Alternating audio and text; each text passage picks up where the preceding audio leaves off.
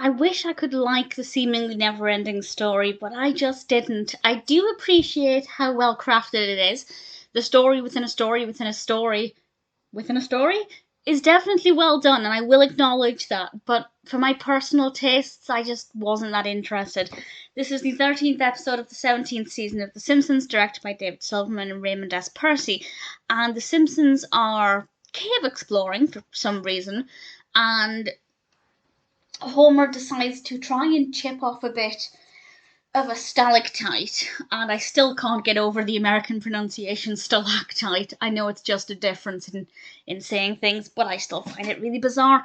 But when he does this, they end up going through a hole in the ground, and there is the most amazing sound effect when Homer just wedges in the hole on the way out, and the sound effect was perfect, the timing was perfect, the way he wobbled. That bit is just one of the best bits of animation I've ever seen. It's so brief, but I loved it. But unfortunately, from that point onwards, I feel like it just went downhill, at least for me, because Homer, Marge and Bart and Maggie go off to try and find a way out. Homer asks Lisa to stay with him, because he doesn't want to be alone. So Lisa decides to tell him a story of something that happened to her the previous week, or the previous day, recently anyway.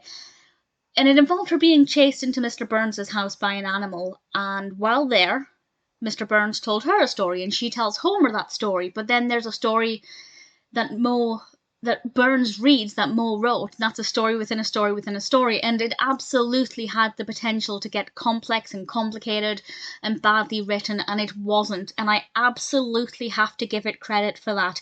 It handled the multiple narrators and the various different perspectives and angles of the stories very, very well. But I just didn't like it because I didn't care about the actual narratives, the stories themselves.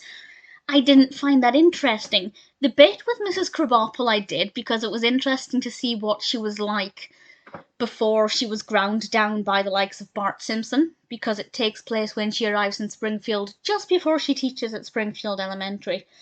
So I thought that was interesting. It was nice to see a traditional character from a different light, but other than that, I didn't care for it.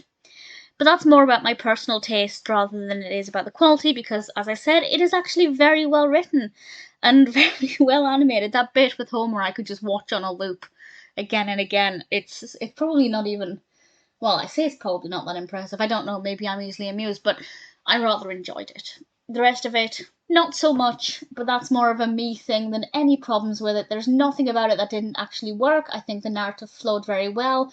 I believed the characters' actions, everything made a lot of sense. They definitely had a good handle on all of the different narrators. And I think the way Lisa was telling the story was very effective. So I can understand if people will love it. I can appreciate it for the creation that it is. But when it comes to my personal tastes, it's not one for me.